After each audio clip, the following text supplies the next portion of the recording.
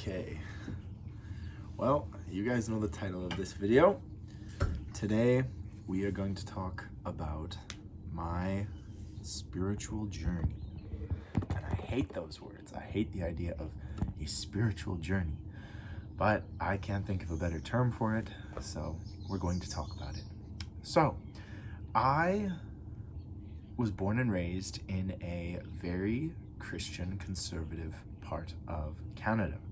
They call it the Bible Belt of Canada, the Texas of Canada, all kinds of things. I am fortunate that my dad's side of the family is not religious at all. My grandfather was an atheist basically his whole life. And on my mother's side, they were religious, but not really. It was sort of religion by tradition. They were Methodist. My great-great-grandfather was like a Methodist preacher, but by the time it got to my grandparents, they both are, I don't know, I don't even know if they really believe in God, but they follow a lot of the traditions and things, saying grace and prayer at dinner and things like that. But religion has never been a large part of my life. Oh, that's so good. Have a cup of tea or coffee in the morning, guys. It's really, I know like millions of people around the world do it, but it's really nice. Anyway, yeah, so I'm fortunate that all four grandparents were not the type of religious people that judge you or hate or discriminate, because there's a lot of people that do that. But when I was born, my great-grandmother was still alive, and she was a little more religious, but again, not in the judgmental way. I learned only recently that my great-grandmother was actually a school counselor, and she worked with gay kids and tried to help them, find resources. And this is back in like the 60s and 70s. So, not a good time to be gay, but she was trying to help them back then. So, but anyway, she was still alive when I was born and when I was growing up as a little kid. And so my parents, out of sort of familial respect, placed me in a Catholic school for my very earliest years, from like, I don't know if you know the system in Canada, but basically from kindergarten to grade 5, which I think is like 6 years old until, well, like 11, something like that. And so I went to Mass every Friday in the Catholic school system. I learned all about the Bible and Jesus and all the teachings and everything. And all my friends were also Catholics, which is interesting because none of my family is Catholic whatsoever. I mean, like I said, my mom's family is Methodist Protestant, and my dad's family is not religious whatsoever. So I grew up in that system, and I have to tell you, like, I genuinely believed in the Christian God. I was like, obviously when you go to school at like 5 years old, what an adult tells you, you're gonna believe. And so I firmly believed in the Catholic faith and the Christian faith and all of that. I really liked a lot of the stories. I was one of the few kids in the school who enjoyed the religion class, which was like a separate subject that you learn. Some of you are gonna be like, why are you explaining this in detail? I'm explaining it in detail because some people might not know this stuff. But anyway, I really enjoyed religion. We did Easter and Christmas celebrations and lit the candles for Lent and all that stuff. So it was really, I don't know, it was very friendly, and I didn't see the problem with it whatsoever. And then after my great-grandmother passed away, I eventually moved to a country school, a county school, that was non-religious. And so then I was, surrounded by kids who believed all kinds of things and were in very different faiths, and some were atheists, some were, we had Hindu, we had everybody in there. And so then it was like, oh my goodness, there are people out there who don't believe in God. And that was kind of weird for me. Like, that was very strange as a little kid who grew up thinking like, this was it, you know, Jesus and God were it. It was pretty interesting to learn that there were other people out there. But like I still got along with everybody, and like I never judged people for, and I still don't, never judge people for their beliefs or what they feel. Yeah, and so I would say my religiosity and my belief in God sort of just slowly disappeared as I was in the county school. And, you know, it became out of sight, out of mind, really. And it wasn't until I got into probably middle school, we started learning about the ancient Greeks and the Greek gods and Greek mythology. And I really became kind of obsessed with that and the idea of a pantheon of gods, people who prayed to multiple gods and things like that. And there was a time when I was like, oh my gosh, like this must be true. Like the gods must be real. And I watched Percy Jackson and read the books, and I was just obsessed with that whole culture. And so in that way, religion became more of like superheroes and that kind of stuff for me. It wasn't so much that I like prayed to the Greek gods, but I just assumed that, oh, they must be real too. Like everybody, all the gods are real.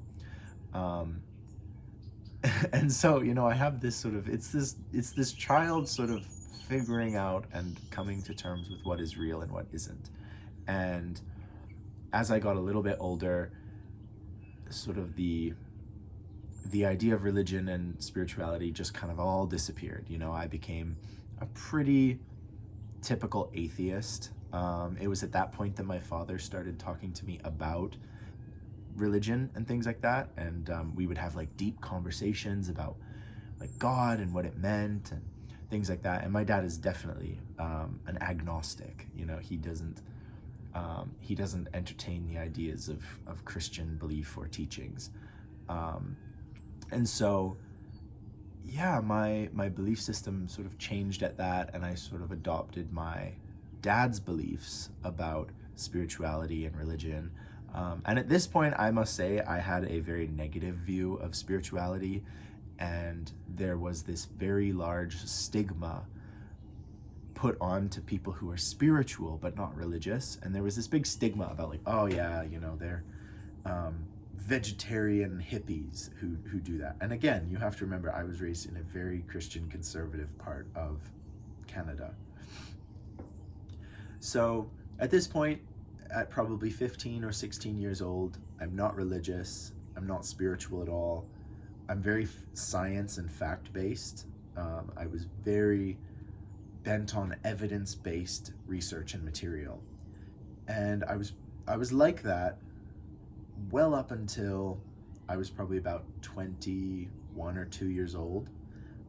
So I came out as gay, later bisexual, and yeah, I was just living my little self. And when I came out as bisexual and I came out as gay, there's this like sort of stigma on gay people who are religious inside the community. I think a lot of gay people look at religious people as bigots, and there is some of that for sure. Like there's absolutely a reason for that. But I think gay people are very quick to renounce and denounce religion, and to sort of get like tolerating none of it, you know, like, nope, I am not religious, I am gay, I'm proud, screw you guys. And there's like this big thing within the gay community of that kind of attitude. And I don't think I ever had that attitude 100%, but I definitely did have this chip on my shoulder about religion and being gay because of all the persecution and, you know, the people in America who use religion as a weapon against gay people, particularly with the whole gay marriage thing. So at like 21 or 2, I thought I knew all the answers, and I thought I had life figured out and everything. And really what happened was I started dating somebody who was Mormon. And if you know anything about me, when I set my mind to something, I absolutely consume myself with it. So I read the Book of Mormon. I read all of the Latter-day Saints material on religion. I reread the Bible. I'd read the Bible in school, and I'd reread it again when I was an atheist, just to be able to pick people's arguments apart. But so I reread all of it, and I don't know if I 100% accepted it even while I was dating the Mormon, but there certainly was an element of spirituality that was added to my life. We went to church on Sundays for a lot of it. We were sort of engaged in the whole community, and it reminded me, when I was engaged with the Latter-day Saints and everything, it really reminded me of what my grandparents talked about little English villages, 90 years ago, because they had little dances and they organized little events, and they would just go over to each other's houses and play cards up until the late hours of the night. And it was just very wholesome and very sweet. And I really enjoyed that community aspect of religion.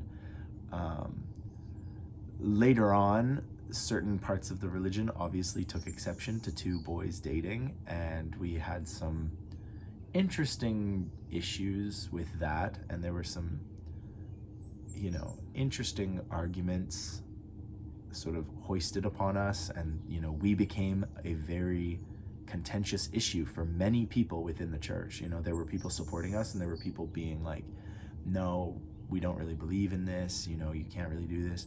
So it was interesting, because we definitely divided opinion, which was interesting to say the least. But that sort of, and so then when that relationship sort of ended and everything sort of settled, I really had to ask myself what I believed in and what I felt. And I think my mom has always been fairly spiritual, but had been kind of quiet about it and everything. And so I just started asking her questions about it, and she was telling me stuff like that. And so then I got interested in it for myself, and I had always found philosophy and the philosophy of the Stoics and nihilism and all those philosophies very interesting. And so then I got interested in sort of Eastern religion and Taoism, Stoicism, Confucianism, Sufism, many of the religions of that aren't practiced or taught in Alberta. And another event that was very helpful was my aunt used to take me and my cousin to a Buddhist temple, and we would spend the whole day there meditating, listening to Dharma talks, eating with the monks, talking with them. And it sort of opened up my ideas of what I wanted to believe in and what I thought was real. And for me, Buddhism is very much a philosophy. I don't actively practice Buddhism. I don't pray to the Buddha. I don't venerate him. There are aspects of Buddhism that I do not practice, but the overarching message of oneness and consciousness, I'm a big fan of. And so that's essentially where I'm at now. I'm very spiritual. I meditate in the mornings. I refocus myself. I believe in a universal energy, and that our consciousness and our essence doesn't just die with our body when we do. So yeah, now I'm sort of a amalgamation of many different religions and many different cultural beliefs and traditions, which I like. I think the only reason XYZ person is a Buddhist was because their parents were Buddhists, or the only reason I'm Methodist is because my grandparents were Methodist.